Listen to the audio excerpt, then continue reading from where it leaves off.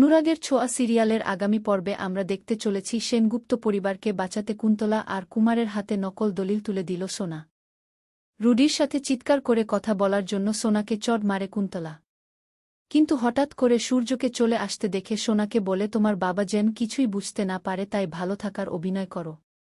কুন্তলার কথামতো সূর্যের সামনে ভালো থাকার নাটক করে সোনা। কিন্তু সোনাকে দেখেই সূর্য বুঝতে পারে কিছু একটা হয়েছে যা লুকিয়ে যেতে চাইছে সোনা।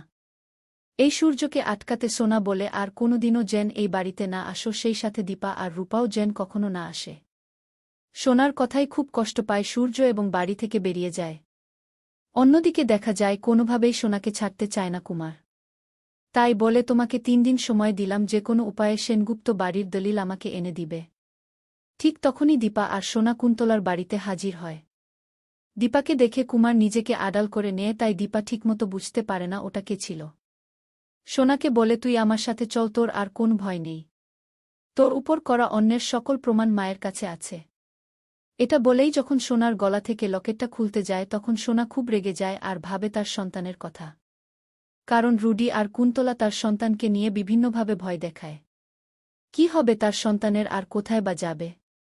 তাই নিজের সন্তানের কথা ভেবে ওই লকেটের ডিভাইসটা নষ্ট করে ফেলে।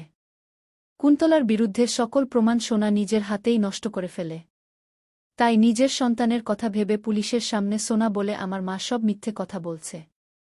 আমি এখানে খুব ভালো আছি, রুডিকে মা পছন্দ করে না, এই জন্য সব মিথ্যা কথা বলছে।